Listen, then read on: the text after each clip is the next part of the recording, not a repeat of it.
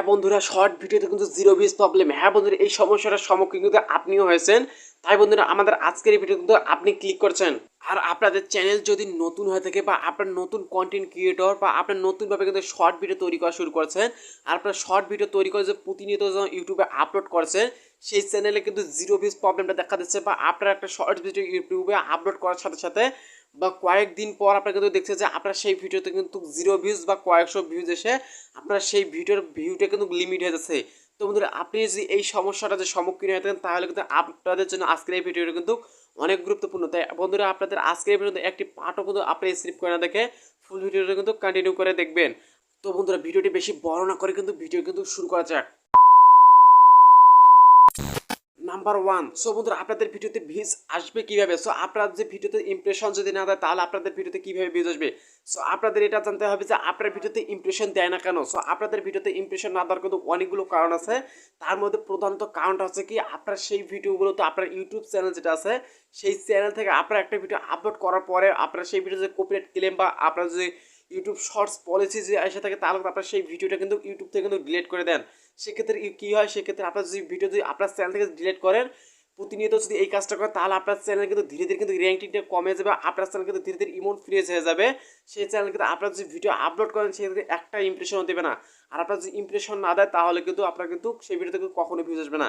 Views আনতে চান, তাহলে কিন্তু আপনার কিন্তু যদি কোনো কপিরাইট ভিডিও ক্লেম এসে বা কোনো শর্টস পলিসি আছে, তাহলে আপনার সেই ভিডিওটা কিন্তু অবশ্যই আনলিস্টেড বা আপনার প্রাইভেট করে রাখবেন। তাহলে কিন্তু আপনার ভিডিওতে কোনো ক্লেম বা কোনো এটা কিন্তু আপনার চ্যানেলের জন্য কিন্তু কোনো ক্ষতিকারক হবে না। তো হ্যালো বন্ধুরা, এখানে কিন্তু চলে এসেছে দ্বিতীয় নাম্বার। সো দ্বিতীয় নাম্বারটা হচ্ছে কি, আপনার প্রতিনিয়ত যদি একই টাইটেলের উপর ভিডিও ব্যবহার করেন বা আপনার প্রতিনিয়ত যদি একই ভিডিও ফুটেজ কিন্তু আপনার সেই ভিডিওতে কিন্তু ব্যবহার করেন, ভিডিওতে কোনো নতুনত্ব থাকে না।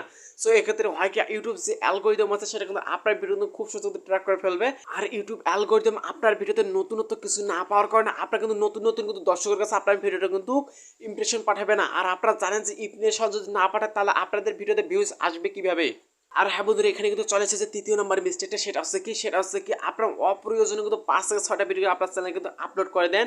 সেক্ষেত্রে হয় কি, আপনার ভিডিওগুলো যদি কোয়ালিটি ফুল নয়, আপনার ইউটিউব দেখাবে কাকে বা আপনার এই ভিডিওগুলো দেখবে কারা? সো আপনার ভিডিওতে যে কোয়ালিটি ফুল হয়, তাহলে কিন্তু আপনার ভিডিও কিন্তু একটা ভিডিও কিন্তু আপনার চ্যানেলে র্যাঙ্কিং করার জন্য কিন্তু যথেষ্ট। তাই বন্ধুরা, আপনারা যদি 5 থেকে 6টা ভিডিও যদি তৈরি না করে, আপনার কোয়ালিটি ফুল ভিডিও কিন্তু দুটো তৈরি করলে কিন্তু আপনার চ্যানেলে কিন্তু অনেক ভালো থাকবে বা আপনার চ্যানেলে কিন্তু অনেক তাড়াতাড়ি কিন্তু র্যাঙ্ক করে যাবে। তাই বন্ধুরা, আপনার অপ্রয়োজনীয় ভিডিও আপলোড না করে আপনার প্রতিনিয়ত কোয়ালিটি ফুল ভিডিও কিন্তু তৈরি করার কিন্তু ট্রাই করুন। আর হ্যাঁ বন্ধুরা, এখানে কিন্তু চলে এসেছে 4 নম্বরের মিস্টেকটা। এটা কিন্তু আপনারা কিন্তু অনেকেই করে থাকে। সেটা হচ্ছে যে আপনার কিন্তু সঠিক টাইমে কিন্তু ভিডিওগুলো কিন্তু আপলোড করতে পারেন না। হ্যাঁ বন্ধুরা, আপনারা কিন্তু অনেকেই জানেন যে প্রতিটা চ্যানেলের ক্যাটাগরি অনুযায়ী কিন্তু একটা নির্দিষ্ট একটা টাইম আছে বা আপনার নির্দিষ্ট একটা গ্রাফ আছে। সেই অনুযায়ী আপনাদের সেই চ্যানেলের ভিডিওগুলো যদি আপলোড করেন, তাহলে কিন্তু অনেক অংশেই কিন্তু আপনার সেই দর্শকের কাছে আপনার সেই ভিডিওগুলো কিন্তু ইউটিউব অ্যালগোরিদম কিন্তু পৌঁছে দেবে। সেটা হচ্ছে কোন টাইম? সেটা হচ্ছে আপনার ওয়াইটি স্টোরেজ যে অ্যানালাইটিক অপশনটা আছে, সেই অ্যানালাইটিক অপশনের যে অডিয়েন্স রেজিস্ট্রেশনের গ্রাফটা আছে, সেই গ্রাফ অনুযায়ী আপনারা যে ভিডিও আপলোড করেন, তাহলে আপনারা কিন্তু অনেক পরিমাণে কিন্তু ইমপ্রেশন পেতে পারেন। তার মধ্যে আপনারা কিন্তু চেষ্টা করবেন যে আপনার ওয়াইটি স্টোরেজ যে অ্যানালাইটিক অপশনটা আছে, সেই অ্যানালাইটিক অপশনের যে গ্রাফটা আছে, সেইখান থেকে আপনারা কিন্তু ভিডিওগুলো আপলোড করার চেষ্টা করবেন। তো বন্ধুরা, এই ছিল আমাদের আজকের ভিডিওতে আপনার কেমন লাগছে আপনারা অবশ্যই কমেন্ট বক্সে জানিয়ে যাবেন। আর আমাদের এই চ্যানেল নতুন হতে চ্যানেলটা আপনারা অবশ্যই সাবস্ক্রাইব করবেন আর পাশে থাকা বেল আইকনটা অন করে দিবেন।